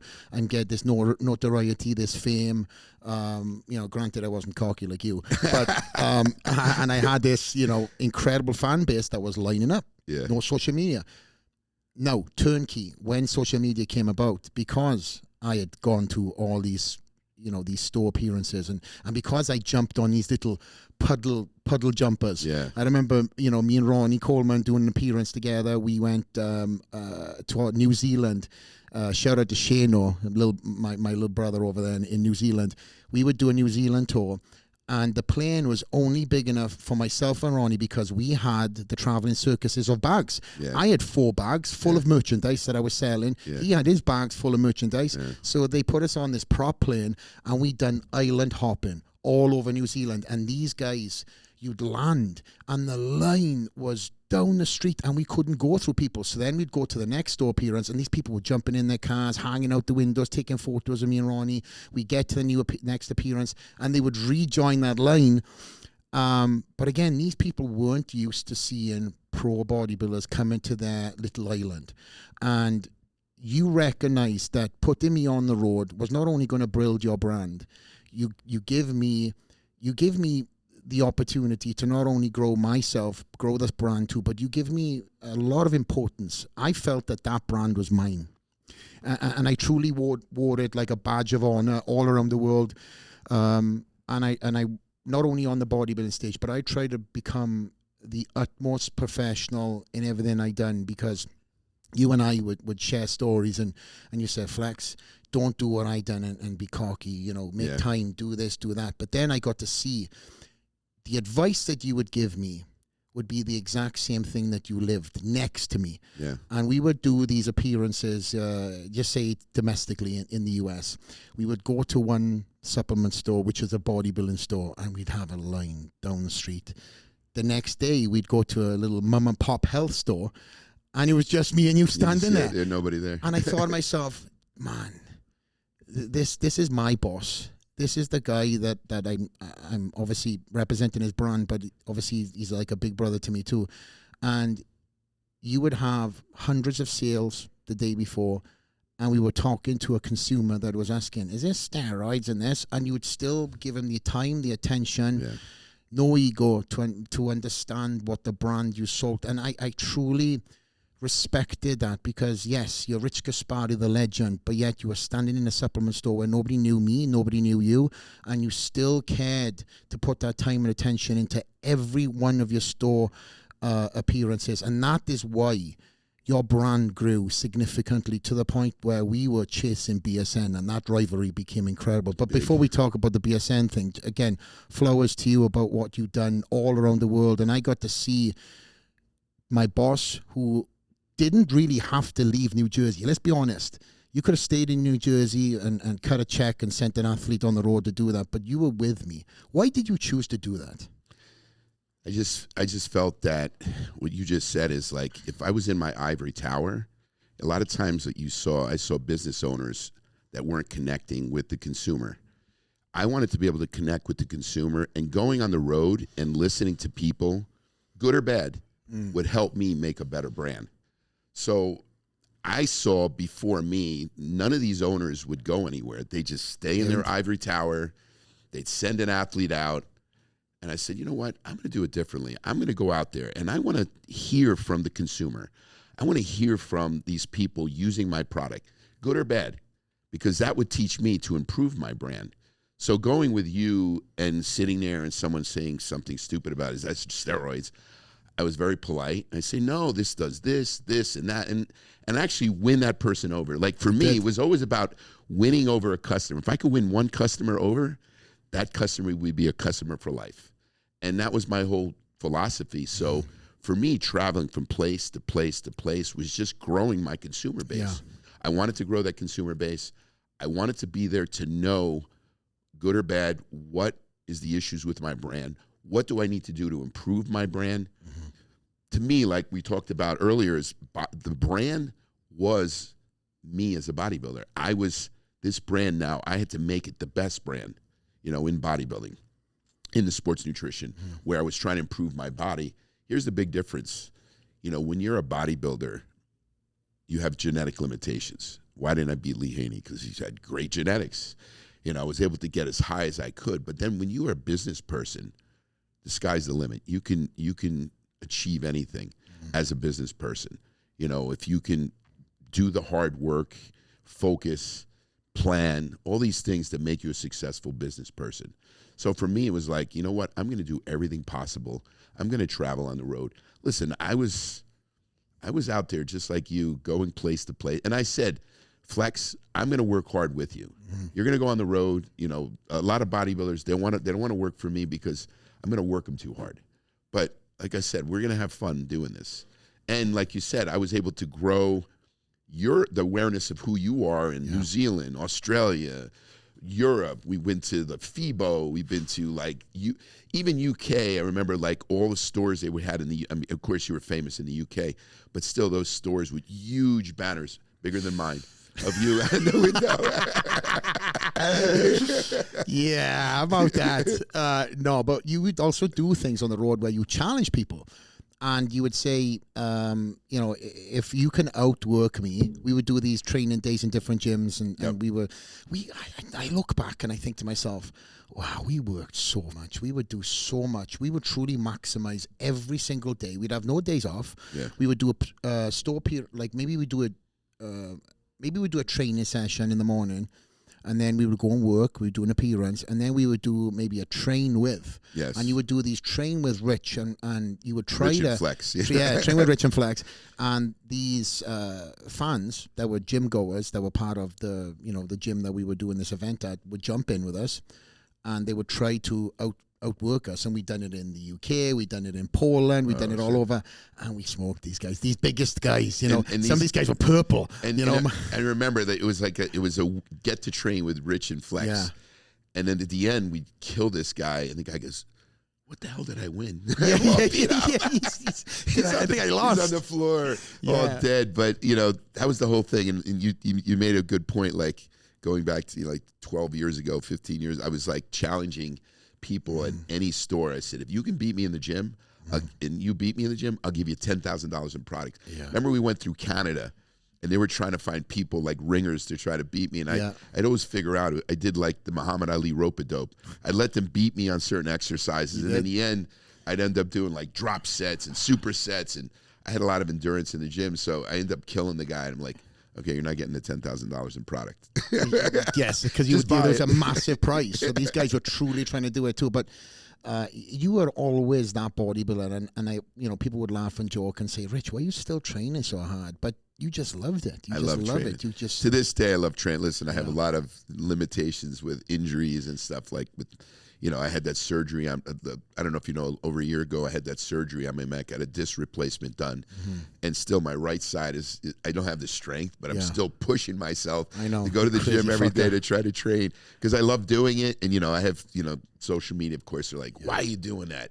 You're old. You should stop training. I'm like, listen, I love training. You know, you're going to hurt yourself. I said, I've been training now for 40 years. I'm not hurt. Yeah. You know, that injury I had was from when I competed, but I'm not hurting myself. I didn't hurt my back. It hurt my knees. I don't hurt any myself. So I love doing it. Yeah, you truly do. We trained yesterday, and yeah, it's like, Rich, you're crazy, man. You're still doing some crazy, like you're throwing around some stupid way. When we trained together, there's a couple of photos of you and I training on the road, and obviously you knew my limitations. You know, one of my Achilles heel was I always had stomach issues, which obviously ended up retiring me. Yeah. And you got to see it firsthand. You know, we'd go to different countries, and you know, you were force feeding me. Come on, Flex. Gotta eat. You would. I want to, you know, point this out too. But when we would train on the road together, you would grow on the road. You would bigger. You would get bigger, and then you'd be reminding me and say, "Oh my God, I'm hungry." I was like, "Rich, we just ate." He's like, "Come on, we gotta go. We gotta win the Olympia." And I was like, "Okay." And then obviously that came into fruition. You know, we were. You mentioned earlier about, you know, seeing and living through me vicariously, and then you got to see, you know, the heartbreak of the last year of the 202 when it was myself and Kevin English going down to the wire, and obviously everybody backstage thought I was going to win. It never happened, but just like you said earlier, it was probably the best thing. I remember I told you, I said second place is the best thing to happen to you, Flex, because you know what? Everyone said you deserve to win that show. And you have to be humble and accept that second place, because next year you're going to be even better. Yeah. And when you win that show, it's going to be so much more gratifying. It's going to be an amazing thing. And I got to tell you, it still is emotional to me, because that when you did win the Olympia, and I remember just seeing you win, and it just like I started like bawling, and you kept, what are you crying for? And then you started like getting emotional. Oh my God! Everybody was, when I lost, everybody was crying, and when I won, everybody was crying. There was nothing I could have done other than just cry. Cry. I want to say though that there was nothing better for me to see the joy that you had backstage. It was the greatest. It was so great because, like I said, I didn't get to win the Olympia, but you did. And through, living through you, it was just an amazing thing to see. It's almost like, I feel like you're my little brother, and like you won the biggest show in bodybuilding, something that when you came to US with your first show, the Tampa Pro, to all the shows, I was with you there on those shows, and then finally winning it. And that's crazy. I just thought about this because my first pro show was Europa. Yes. And obviously you had that connection with Eric Hillman. And backstage then, coming second, you had the right words to say at the right time for me when I got that 202 placement. And then when the 212 became, the show that's remained and stayed, that was £10. So just like you in that, the Night of the Champions, I had the ability to eat up into a show, which I couldn't do. I was ready 2 weeks out, just like you, and I would eat in to get into my better and best look. So to win that show, then to walk off, and then there's photos of us backstage and stuff, which I'll get for the podcast. I remember also funny story, but my trophy went missing backstage, and I was like, somebody stole my trophy, and after a small, 10-minute search of trying to get this trophy and everybody kind of stopping and taking pictures, who had my trophy? Rich Gaspari, walking around, taking photos with it, with all the press back there. He was like this. Here's my trophy. Holding his trophy like this, holding my trophy, taking it as if it was his own. But, I want to transition back to, what we were saying about life on the road and talk about some of the stories we have on the road. One of the things that you done with me was you give me balance in bodybuilding. You knew that I didn't miss a beat. You know that, I wasn't into the nightclubs and stuff like this, but we still always had a lot of fun. Oh, we did. Again, we've gone to different countries, and I remember one time. Remember India? Oh, shit. Tell me, we got to talk about India because we were there, and you remember like going on the beach there? Oh, we woke up in the morning, sunshine. I text you. I said, hey, there's a lot of people on the beach. You want to go down? Yeah. We went to the beach, and as we were walking into the beach, we were staying in the nice hotel, the Ritz. Really nice and hotel. it backed up to that beach, which looked nice. And then the security guy goes, hey, flagging us down. Don't go on the beach. We were like, hey, don't go on the beach. We were like, why? See them guys over there? Yeah, they're swimming. No, they're shitting in the water. And we were like, what? So we got closer to because you and I are like, we got to check this out. See this? So let's stay away from the shit. But they were all like up to their waist, and they were bobbing along, and there was loads of people out there, and they went out there to piss and shit in the water. Piss and shit in the water. I was so disgusted with that. We nearly went in that bucket. I was like, that's the Indian Ocean. I'm going to go swimming. I'm like, nah, I'm not swimming in the Indian Ocean. I'm not going in there. We were going like, should we just put a toe in to officially say? We were like, no, there's so much bacteria. But yeah, that's true. That trip, they done the World Championships there. They hosted it in a cricket ground. And I just remember standing on the stage and looking back. And remember the amount of fans? That's what I'm saying. And they were attacking us. Can you remember that they give us this guideline? They were like, don't stand here, stand in the X. And for the viewers that are watching this, Rich kind of matches to his own beat of his drum sometimes. Yeah. So we go out there, we stand in the wrong position, and the pyrotechnics went off and blew your eardrum. Yeah, my ear, I couldn't hear it. You were deaf for like 2 or 3 days. And I was talking, he was like, Flex, I can't hear nothing. You got to talk into this here. So everywhere we went, you would just have to turn your head and talk to people like this, swiveling head. But and then the poverty, like we were there, and because I went to India years later. It's much better now, but there was just remember we were there because we're the only like white people, and these kids were like following us like we were like everywhere. Pied Piper. Yes, and if you gave them like a couple coins, they were like. You just have a pile of kids just following you around. I don't know why also this sticks out in my head and why you decided to do this, but during this trip, right, Rich decided to have his eyes tested. He felt he was going blind during this. The amount of times we've had laughs on this, but Rich was like, Flex, my eyes are bad. I go, it's probably because we're in India, mate. And you were like, no, my eyes are, I think I might have to. So we go to an optometrist in India. First of all, we walk in there, we get dropped off. People see 3 white guys walking into this optician's. Yeah.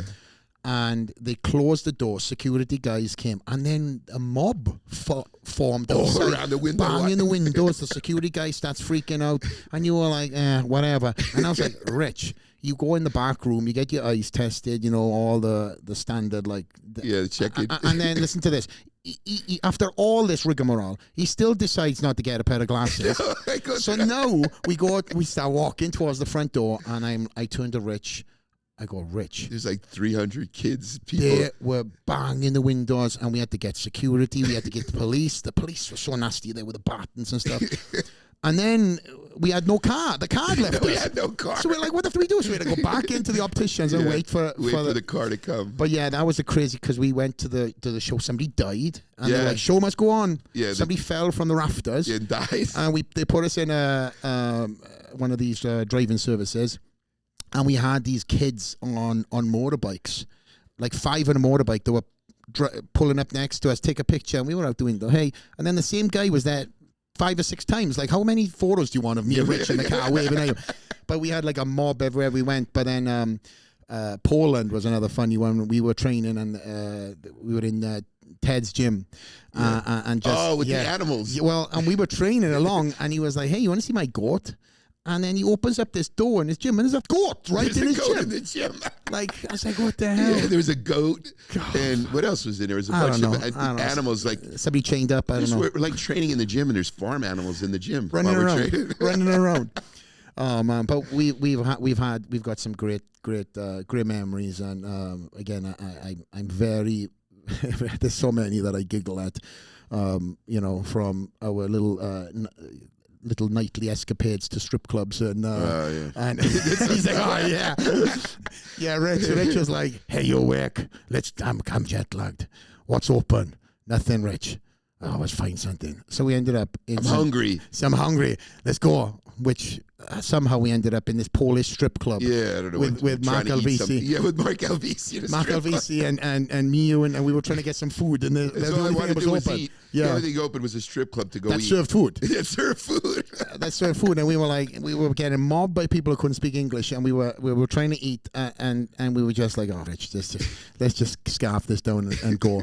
But yeah, we've had, and I've had such a great look back on them times, and a true apprenticeship, and it was earned.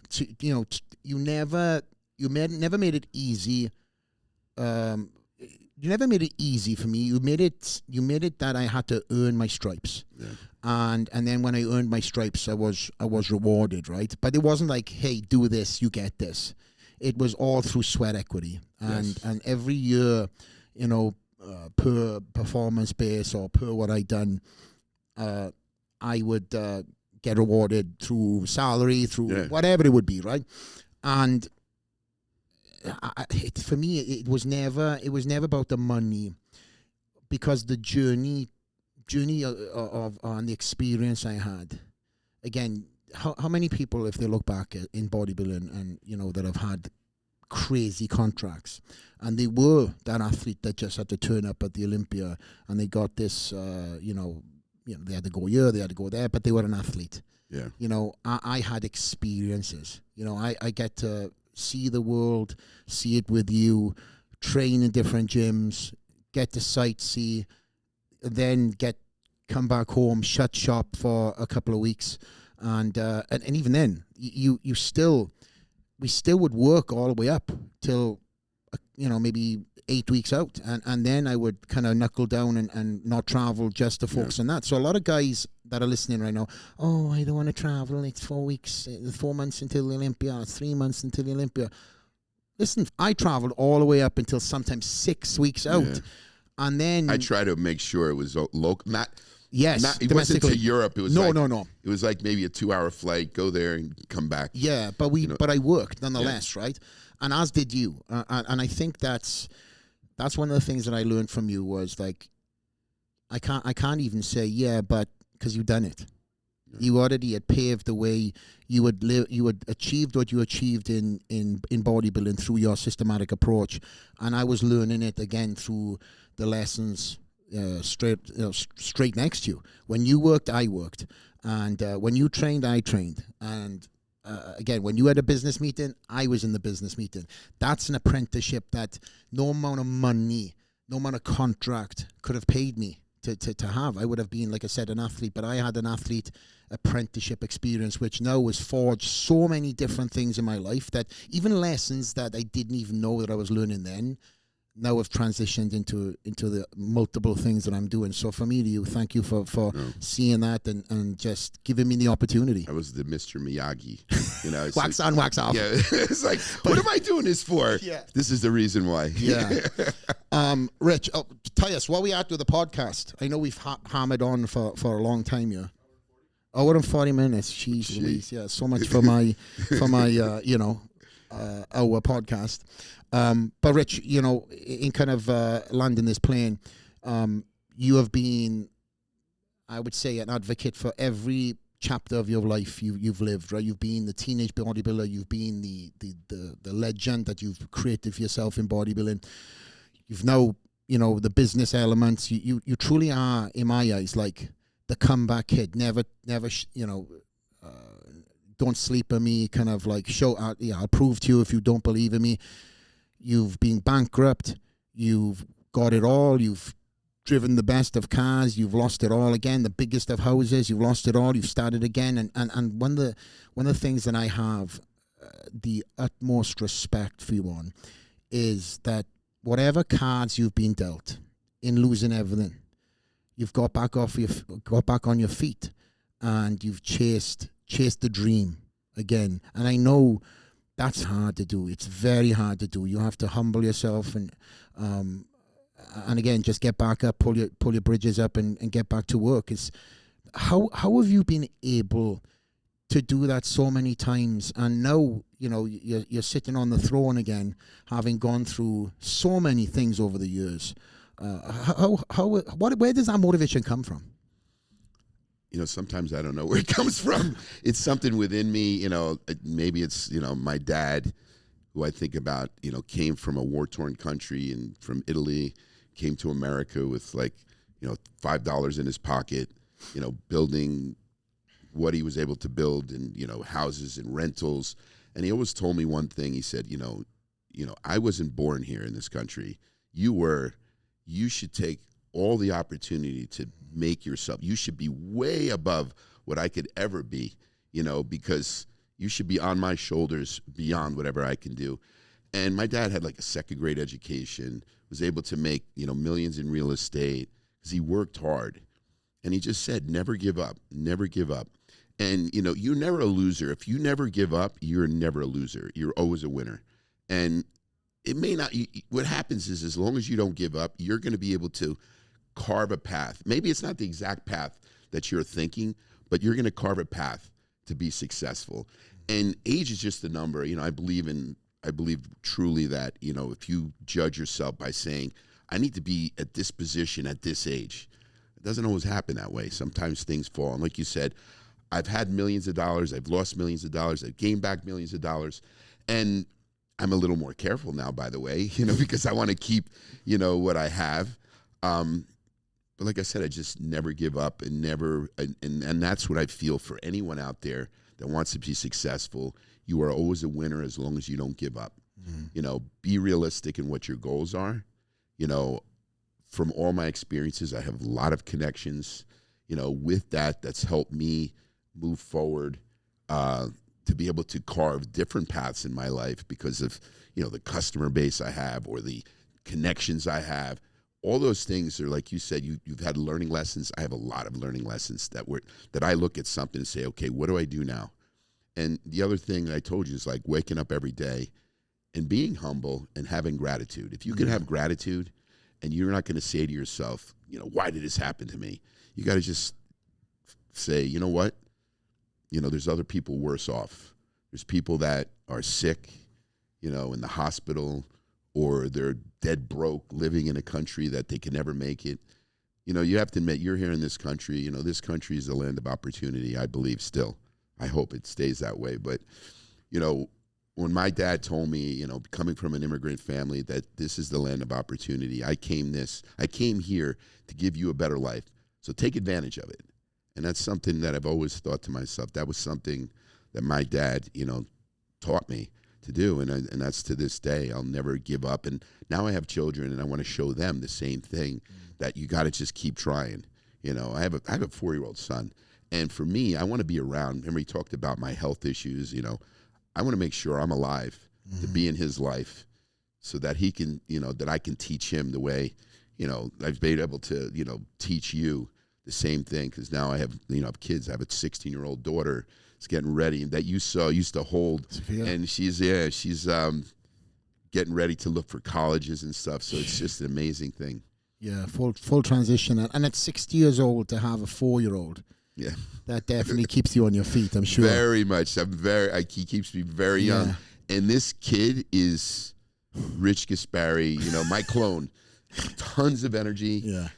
He looks like me, by the way, and he's just this kid that I look at him, I said, man, this kid's me.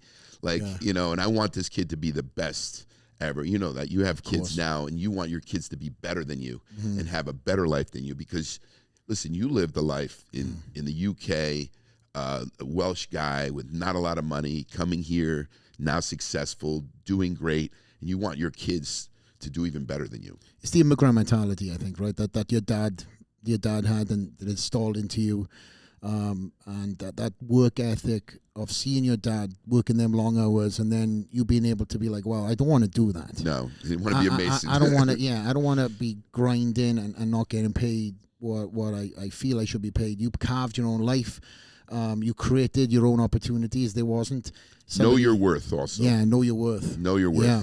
That's very important. You know, I've been around a long time, and, you know, and I don't accept less than I know what I'm worth. Yeah. And that's what keeps me, you know, up there. Yeah. And obviously you got to, not to prolong the podcast any longer, but you got to, you know, see the infancy stage of my relationship with my wife, and what has been created through that. You were at the wedding. Yes. You know, you got to reconnect with a couple of people. Ed Corners, I think we put you on the same table as Ed Corners. Listen, I think Ali was one of the best things in your life. You know, I can see that both of you are a team together. Yeah. That both of you grow together. She's able to help your weaknesses and her weaknesses, and I can see that.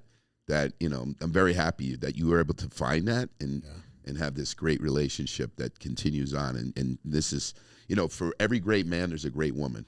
And she's there, right there with you. I couldn't agree more, mate. And you were there. You seen it happen. You were at the expo. You were at the wedding. You may have eaten a couple of things that you shouldn't have eaten. Oh, shit. We'll talk about that. Yeah. But do you want to say what you want to talk about? That's fucking pop the cherry. Yeah. Well, so the wedding was great, first of all. You had a great wedding, beautiful wedding, you know, huge place. So afterward, he had this after party. He wasn't invited for every. So we go there. And, you know, I'm here having a good time, drinking a little bit. And then this girl comes up with this tray. She goes, oh, would you like one? Oh, brownies. And I was hungry. I took like 3 of them. I ate them all. So then she goes, why'd you do that? I'm like, oh, what do you mean? Oh, they were laced with THC. You're going to be up. Within like an hour later, I was so messed up. To this day, I'm afraid to take any, you know, now that it's, you know, it's legal and everything, I'm like, no, I'm not taking that. Well, first of all, my wedding wasn't like some big drug party. No. We had I know. But for the viewers watching at home, we myself and my wife got married at the Boca Resort. For everyone who doesn't know, it's a beautiful place. And we ended up having the room that I had was the suite, the biggest suite, and it wraps the whole top floor. So I didn't even know who the hell was in, because I was on the one side of the suite, and then, as you know, it wrapped right on the building. You didn't know they were bringing drugs into your room. I didn't even know what was here. All I know is my mother was on that side. I went to find her, and my mother's like up and dancing. I was like, what the? She's like, oh, I just had a brownie from so-and-so. Well, no names mentioned. I was like, what? And then as the night went on, I progressively seen people who knew that they were eating brownies and what was in them. They knew.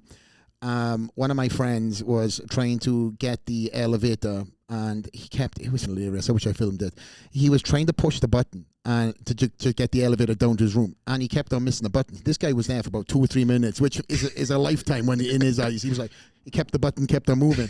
But you were one of the victims walking around, and then I had all my Welsh friends that were there that were drinking, and they continued the party on to the Boca Resort Hotel grounds, where they I think they went right through. I've seen them in the morning, but memorable wedding that I had a lot of fun in, and obviously you got to see then that full circle of meeting Ali, then to getting married, and now my kids, and to your point, the motivation I have right now. I was a highly motivated young kid, and you knew that. Obviously, you assigned me. But now the motivation I have for other things now is the transitional period. And I know that you've lived this chapter. I'm obviously now moving into other elements, the businesses and speaking and doing more things that I never thought at the time I would do. In fact, actually, you helped me start my first business, if you can remember. It was my smoothie bar in Tennessee. Oh, yeah. Remember, you came in, and I want to thank you for that too, because I started my first official tax-paying business outside of being a professional athlete in Murfreesboro, Tennessee, which is now the Carbon Culture Gym. It used to be Murfreesboro. Not Murfreesboro. It was Franklin Athletic Club. Franklin, Tennessee. And I had the smoothie bar in there, and I killed it. That's Why? right, I remember. Because Rich used to give me so much sample packs that I would open up the sample packs, and it was like free money, But no, these guys, I got everybody on all the products. Super Pump 250 was the big Mac Daddy at the time. Yeah. And I just seeing just how the brand, not only from the athlete standpoint, but also then as the business owner, how big the brand got. Because when you have consumers and gym goers that don't look like bodybuilders rocking Gaspari Nutrition shirts that they got given and in promos and then the expos and stuff like that, it was incredible. Again, these people weren't bodybuilders. They weren't like you and I. They were the general gym goer.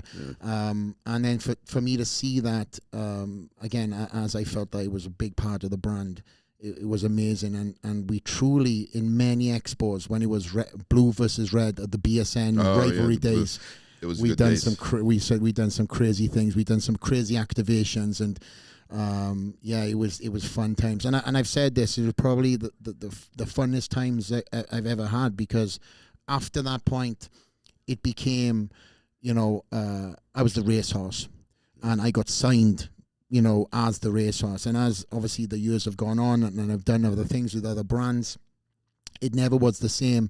It was get paid to jump in a plane, land somewhere, jump in a limo or a town car or whatever else, and go to an appearance, go to my hotel, and that's it. So the brotherhood that I had, that I understood much more when I became the athlete like these other guys started off.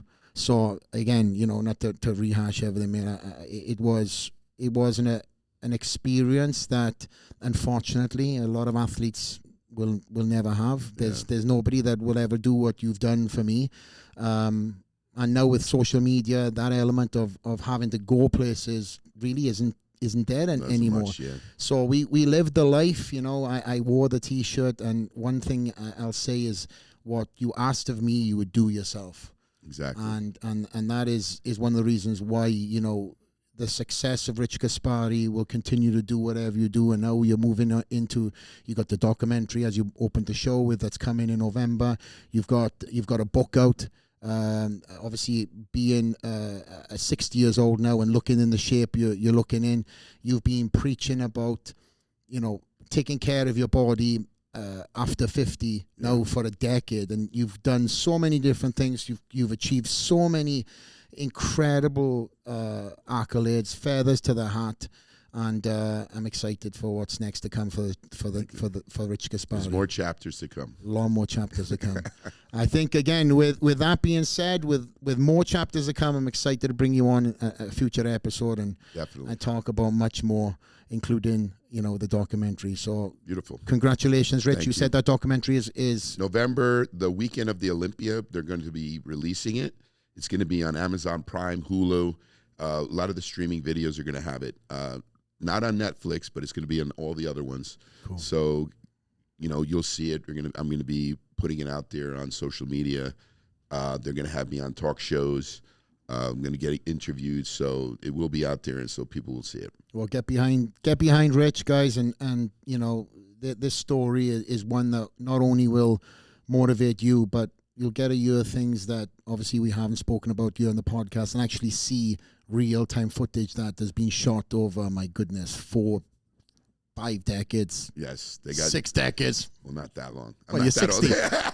Yeah, but I don't have it when I was an infant. I don't know, Rich. I don't know. Yeah, try. Big huge camcorder.